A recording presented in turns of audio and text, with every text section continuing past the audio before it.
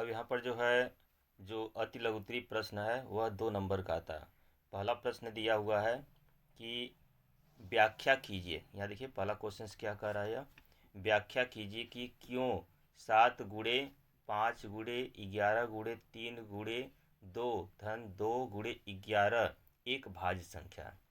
तो यदि आप लोग इसमें विचार करेंगे, जो ब्रैकेट के अंदर दिया हुआ है 17×5×11×3×2 यह दिया हुआ है, और मतलब यहाँ पे ये 2 भागों में है, ये जो है 2 भागों में है, ठीक है, बीच में प्लस है। तो इसको लगाने के लिए जो है 2 तरीका है। एक तो यह तरीका है कि दोनों में से जो है जो कॉमन पोर्शंस मिले उसको जो है बाहर कर दीजिए। तो दोनों में से कॉमन पोर्शंस जो है जब ढूंढेंगे तो 2×11 जो है ये कॉमन होगा। जब 2×11 कॉमन होगा तो ये संख्या क्या होगा, 2×11, और यहाँ पे जो ब्रैकेट में बचेगा वह लिख ही सकते हैं। और जब इसको भाग करेंगे तो 2×11 से जो है यह विभाज्य हो जाएगा, ठीक है। तो देखिए लास्ट में आंसर यही आएगा कि यह 2 और 11 अभाज्य संख्याओं का एक गुणनफल है, अतः यह एक भाज्य संख्या है, ठीक। अब दूसरा तरीका क्या है, दूसरे तरीका पर ध्यान दीजिए आप लोग।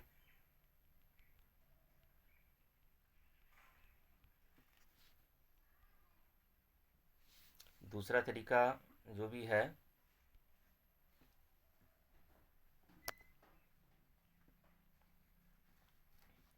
देखिए 2×11 वही चीज़ यहाँ पे कॉमन किया गया। फिर यहाँ ब्रैकेट के अंदर क्या बचेगा, चूँकि वही है यहाँ पे जो अभी इसके पहले जो बताए हुए हैं। ब्रैकेट के अंदर क्या बचेगा, 7×5×3, ये पहले वाले में बचेगा। और दूसरे वाले में क्या हो जाएगा, दूसरे वाले में जो यहाँ पे 1 बचेगा, 1 हो गया।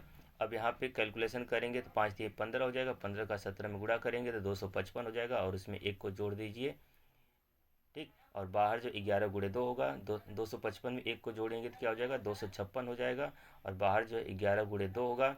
अब यहाँ पे 256 का जो है पुनः फैक्टर करेंगे। जब 256 का फैक्टर करेंगे तो 2 जो है 8 बार आएगा, एक यहाँ पे 2 और पहले से ही था, तो 2 9 बार यहाँ पे मिलेगा, ठीक है।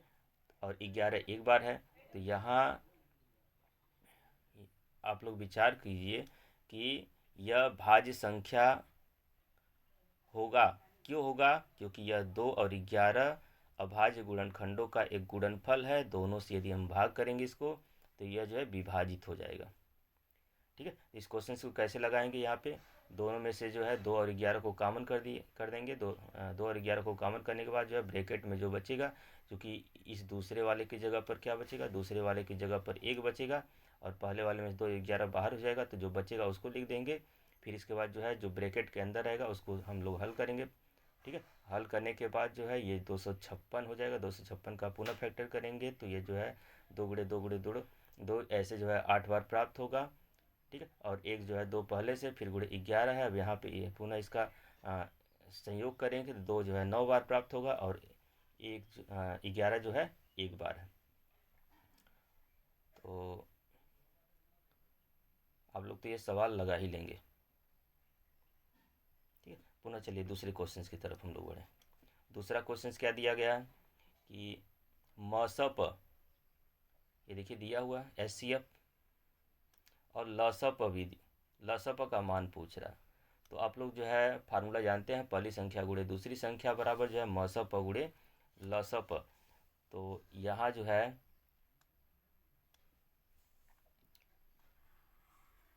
ये देखिए फार्मूला है, पहली संख्या गुणे दूसरी संख्या बराबर मसप गुणे लसप, ठीक है। तो पहली संख्या क्या है 99, दूसरी संख्या जो 153 है, और मसप यहाँ पे मसप जो है 9 है, तो इसकी जगह पर 9 लिख दीजिए, गुणे लसप, तो लसप यहाँ से ज्ञात किया जा सकता है कैलकुलेशन करके, ठीक है। ठीक इसी तरीके से जो नेक्स्ट नंबर पर क्वेश्चन है वह भी दिया हुआ है। इसमें भी जो है मसप दिया हुआ, लसप पूछ रहा है। तो पहली संख्या गुणे दूसरी संख्या बराबर जो है मसप गुणे लसप, इस पर भी ये सवाल लग जाएगा। ये सब इम्पॉर्टेंट क्वेश्चन है।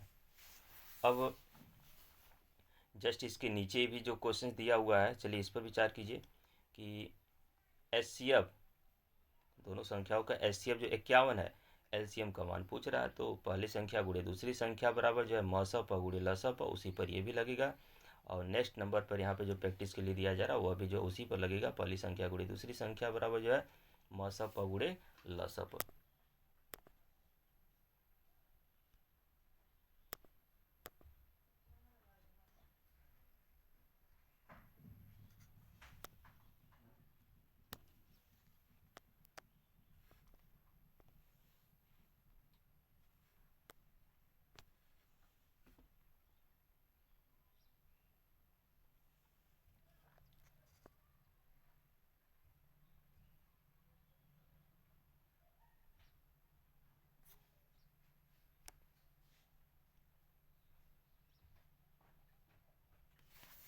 पुनः तीसरा जो सवाल दिया जा रहा है, तीसरे वाले पर विचार कीजिए आप लोग। जो है तीसरा क्या कह रहा है कि संख्याओं 92 और 910 का लसप यानी कि लघुत्तम समापवर्त ज्ञात कीजिए।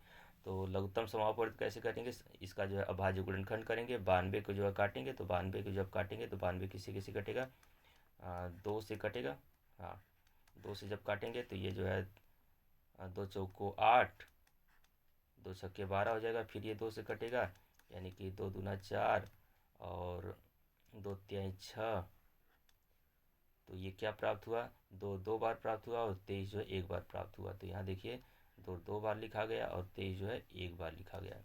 फिर उसी तरीके से जब 510 का फैक्टर करेंगे, जब 510 का पुनः फैक्टर करेंगे तो देखिए 510 जो है किससे कट रहा है, ये 2 से कटेगा, 2 दूना 4, 2 पच्चे 10 और 2 पच्चे 10। फिर ये किससे कटेगा, 5 से कटेगा, 5 25, 5 एक नम 5। अब ये किससे कटेगा, 17 से कटेगा या 3 से कटेगा। 3 से जब इसको डिवाइड करेंगे 51 को तो ये जो है 17 आ जाएगा, 17 तिया 51 होता है। तो यहाँ पे जो है 2 गुणे 5 गुणे 3 गुणे 17, 2 गुणे 5, 5 गुणे 3 गुणे 17 ये प्राप्त हुआ है। अब लसप में हम क्या करते हैं, सबसे बड़ी घात को लिखते हैं। जो संख्या दिख जाए सबको लिखेंगे और उसका बड़ा घात हमेशा लिखते हैं। ठीक है, तो 2 दिख रहा है दोनों में, 2 का बड़ा घात क्या होगा, 2 होगा, इसको लिख देंगे। फिर अब यहाँ पे 3 दिख रहा है, 3 एक ही बार है तो उसको लिखना पड़ेगा। 5 दिख रहा है, 5 एक ही बार है तो लिखना पड़ेगा। फिर 17 दिख रहा है, 23 दिख रहा है, और सबका जो है आपस में गुणा करेंगे, कैलकुलेशन करेंगे तो यहाँ पे जो है 23,460 प्राप्त होगा। ठीक है, संख्याओं का जो है अभाज्य गुणनखंड विधि द्वारा जो है लसप आप लोग ज्ञात कर सकते हैं। सबका जो है अभाज्य गुणनखंड करेंगे, अभाज्य गुणनखंड करने के बाद जो है यहाँ पे जो संख्या दिखे उसका अधिकतम घात लिखा जाता है।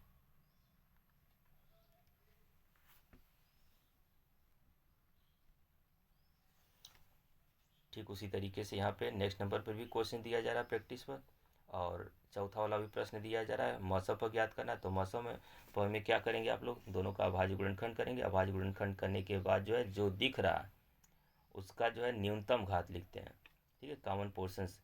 तो यहाँ देखिए 3 तो दोनों में दिख रहा है तो 3 को लिख देंगे। फिर इसके बाद जो है 5 लिखेंगे नहीं क्योंकि ये कॉमन नहीं है। मसप में जो है कॉमन पोर्शंस जो है लिखा जाता है। फिर यहाँ पे 17 दोनों में दिख रहा है, जब 17 दोनों में दिख रहा है तो उसका न्यूनतम घात यानी कि 17। तो यहाँ पे इसको हल कैसे किया जाएगा, 3 गुणे 17 हम लोग लिखेंगे। क्या लिखेंगे, 3 गुणे 17 और 17 तिया 51 हो जाएगा, यानी कि इसका जो है मसप 51 होगा। ठीक है, तो आप लोग देख सकते हैं पिछले बार क्वेश्चंस का जो आंसर आया हुआ है वह 51 ही आया हुआ है। नेक्स्ट नंबर पे जो क्वेश्चंस है, अभाज्य गुणनखंड विधि द्वारा जो है 2520 और जो है 10,530 का लसप ज्ञात करना है। तो यहाँ पे जो है दोनों का अभाज्य गुणनखंड करेंगे, तो अभाज्य गुणनखंड करने के बाद जो है यह प्राप्त होगा पहले वाले का। दूसरे वाले में विचार कीजिए, 10,530 का अभाज्य गुणनखंड कितना प्राप्त होगा, 2 गुणे 3 की घाते 4 गुणे 5 गुणे 13 प्राप्त होगा। अब यहाँ पे हमें ज्ञात क्या करना है, मौसप ज्ञात करना है। तो मौसप में क्या करते हैं, जो संख्या दिख जाए उसका न्यूनतम घात लिखते हैं, यानी कि कॉमन पोर्शन सी केवल इसमें लिखेंगे यहाँ पे। तो मौसप, ठीक है। मौसप में देखिए कौन दिख रहा है, दोनों में दो दिख रहा है, तो दो का न्यूनतम घात यहाँ पे इस वाले में एक है, इस वाले में तीन है, तो क्या लिखेंगे आप लोग जो है एक लिखेंगे। तो यहाँ देखिए दो की घाते जो है एक लिखा हुआ है इस वाले में। फिर इसके बाद कौन दिख रहा है, दोनों में तीन दिख रहा है, तो तीन का न्यूनतम घात क्या है, दो है, देखिए ऊपर वाले में। तो तीन का न्यूनतम घात यानी कि इस वाले को लिखेंगे यहाँ पे तीन घाते दो। फिर अब कौन दिख रहा है, दोनों में पाँच दिख रहा होगा, पाँच दिख रहा है, पाँच का न्यूनतम घात क्या है, एक ही है। तो अब यहाँ पे इसको हल करेंगे तो पाँच तो है, तीन की घाते दो का मतलब क्या होगा, तीन तरीके नौ हो जाएगा। तो पाँच नौ 45, और 45 से दो में गुणा करेंगे तो 90 हो जाएगा। इस तरीके से जो है मौसप ज्ञात करते हैं। लसप में हम क्या कैसे हम लोग जो है कैलकुलेशन करेंगे, लसप में जो संख्या दिखे सबको लिखते हैं और उसका अधिकतम घात लिखते हैं, ठीक है। तो दो दिख रहा है, दो का अधिकतम घात क्या है, तीन है। फिर इसके बाद जो है इसमें क्या दिख रहा है, तीन दिख रहा है, तीन का अधिकतम घात क्या है, चार है। तो यहाँ देखिए ये दोनों लिखा गया है। फिर इसके बाद जो पाँच दिख रहा, पाँच का अधिकतम घात क्या है, एक है, तो पाँच को लिखा जाएगा। फिर कौन दिख रहा, सात दिख रहा, यहाँ पे चाहे भले ही वह एक ही में हो, जो संख्या दिख जाए लसप में सबको लिखा जाएगा, तो सात को लिखेंगे। फिर इसके बाद जो है तेरह, तेरह दिख रहा है, तेरह को लिखेंगे। अब यहाँ पे इसका कैलकुलेशन करेंगे तो ये जो है इतना प्राप्त होगा, ठीक है। तो अभाज्य गुणनखंड विधि द्वारा जो है लसप और मसप आप लोग जो है ज्ञात कर लेंगे।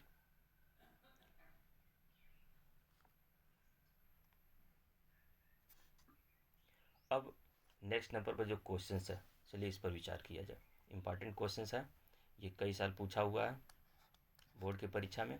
सिद्ध कीजिए कि कड़ी में तीन एक परिमेय संख्या है। हम लोग जो है यहाँ पे विरोधाभास का स्थिति जो है मानते हैं कि माना जो है कड़ी में तीन जो है एक परिमेय संख्या, जो कि यहाँ क्या दिखाना है, कड़ी में तीन को एक अपरिमेय संख्या दिखाना है। लेकिन हम लोग क्या करेंगे, उल्टा मानेंगे कि कड़ी में तीन जो है एक परिमेय संख्या है। जब एक परिमेय संख्या है तो इसको पी बाई क्यू के रूप में लिखा जा सकता है। अब यहाँ पे पी और क्यू क्या है, सभाज्य संख्या। सभाज्य संख्या का मतलब क्या होता है, जिसका मसप एक हो, यानी कि अभाज्य गुणनखंड केवल एक हो, उसके अलावा कोई दूसरा गुणनखंड दोनों का जो है सर्वनिष्ठ न हो। तो कड़ी में तीन बराबर जो पी बाई क्यू यहाँ पे लिख दिए। अब यहाँ पे दोनों जो कि पी बराबर क्या हो जाएगा, कड़ी में तीन की हो जाएगा, दोनों पक्षों का वर्ग करेंगे तो ये प्राप्त होगा। अब यहाँ से जो है हमें एक निष्कर्ष प्राप्त होगा। वह निष्कर्ष क्या प्राप्त होगा कि अगर पी स्क्वायर को जो है तीन से विभाजित कर रहे हैं तो ये बराबर जो है क्यू स्क्वायर प्राप्त हो रहा। जब पी स्क्वायर तीन से विभाजित है तो पी जो है ऑलरेडी तीन से विभाजित होगा, ये बातें लिख रहा है। अगर किसी संख्या का वर्ग किसी संख्या से विभाजित है तो जो मूल संख्या होता है वह संख्या जरूर जो है उस संख्या से विभाजित होगा। तो यहाँ देख रहे हैं आप लोग कि यहाँ से कैलकुलेशन करेंगे तो ये प्राप्त होगा, और ये हम कह सकते हैं कि पी स्क्वायर जो है तीन से विभाजित है, और तब पी भी जो है तीन से विभाज्य होगा, ठीक है। तो पहला जो लक्ष्य था वो प्राप्त हो गया। अब पी जब जो है तीन से विभाज्य है तो पी जो है तीन का जो है गुणनखंड होगा, ठीक है। तो P बराबर जो है 3R हम लोग लिख सकते हैं। अब यहाँ पे इसके दोनों पक्षों का वर्ग करेंगे तो ये चीज़ प्राप्त हो जाएगा, और इसको जो है इस वाले को जो वर्ग किए हैं वर्ग करके जो है इसको पुनः जो है इसमें रखेंगे। जब इसमें रखेंगे यहाँ पे पी स्क्वायर की जगह पर, तो ये जो है थ्री की स्क्वायर प्लस थ्री की स्क्वायर जो है, और इधर जो है क्या प्राप्त होगा 9R स्क्वायर, ठीक है। यहाँ से आप लोग विचार कर सकते हैं।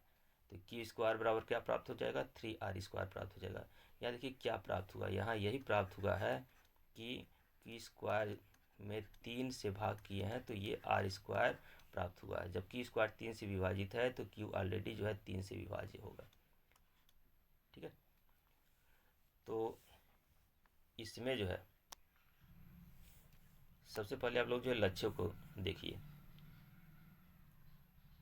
हम यहाँ पे क्या माने हैं, माना कड़ी में तीन एक परिमेय संख्या है, तो परिमेय संख्या तो ये हो जाएगा। अब यहाँ पे जो है इसका इसमें गुणा करेंगे, यानी कि जो कैलकुलेशन करने के बाद यह प्राप्त हुआ, दोनों पक्षों का वर्ग करेंगे तो ये मिलेगा।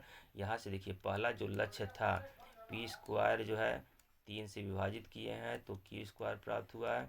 अब यहाँ से कह सकते हैं कि अतः जो है पी भी जो है 3 से विभाज्य होगा। पहला जो लक्ष्य है वह प्राप्त हो गया। अब जब पी जो है 3 से विभाजित होगा तो पी जो है 3 का जो है गुणनखंड होगा, तो पी बराबर जो है 3r कर सकते हैं। अब यहाँ पे इसका वर्ग करेंगे, जब इसका वर्ग करेंगे तो ये कुछ ऐसा हो जाएगा, ठीक है। और जब पी स्क्वायर बराबर जो है 9r स्क्वायर प्राप्त हुआ तो इसको यहाँ पे जो है रख दिए, तो 9r स्क्वायर बराबर जो है 3q स्क्वायर हो जाएगा। यहाँ से 9r स्क्वायर ये पी स्क्वायर की जगह पर रखेंगे तो 9r स्क्वायर बराबर जो है 3q स्क्वायर हो जाएगा। अतः यहाँ से जो है क्यू स्क्वायर बराबर जो है 3r स्क्वायर प्राप्त होगा। अतः जो है यहाँ पे हम कह सकते हैं कि क्यू स्क्वायर बटा 3 बराबर जो है r स्क्वायर। तो क्यू स्क्वायर 3 से विभाज्य, अतः क्यू भी जो है 3 से विभाज्य होगा। देखिए पी और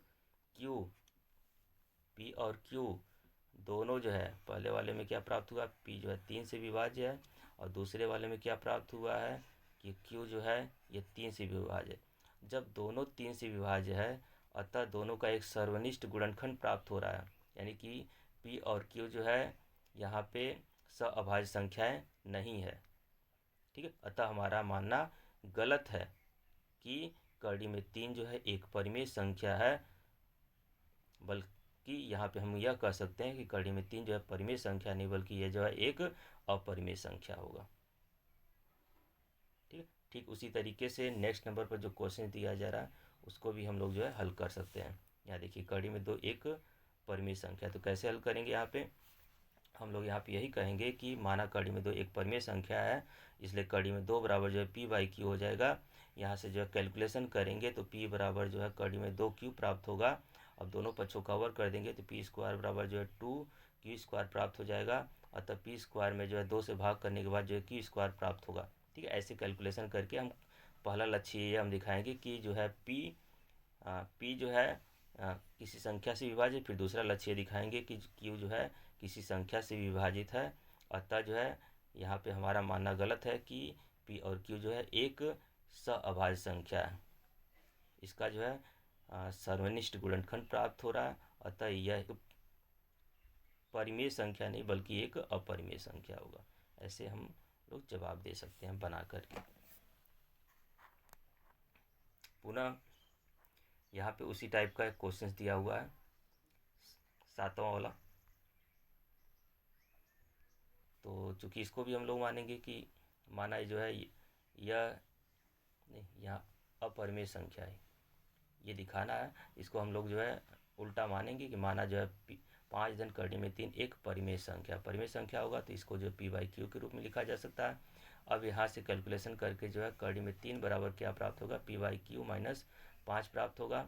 और जब यह प्राप्त हो गया तो इस साइड का जो है एक परिमेय संख्या, और परिमेय संख्या अपरिमेय संख्या के बराबर नहीं हो सकता। अतः हमारा मानना गलत है कि 5 धन कड़ी में 3 एक परिमेय संख्या है, यह एक परिमेय संख्या नहीं बल्कि एक अपरिमेय संख्या होगा। तो इसी तरीके से जो है यहाँ पे ये जो प्रैक्टिस के लिए क्वेश्चन दिया जा रहा है इसका भी जवाब हम लोग दे सकते हैं, ठीक है। तो कैसे हल करेंगे आप लोग, जो दिया रहेगा उसे जो है यहाँ पे उल्टा मानेंगे, ये परिमेय संख्या दिखाना तो परिमेय संख्या मानेंगे पी बाई क्यू के रूप में। यहाँ से कड़ी में कैलकुलेशन करके जो कड़ी वाला होगा उसको एक तरफ, बाकी सबको एक तरफ कर देंगे।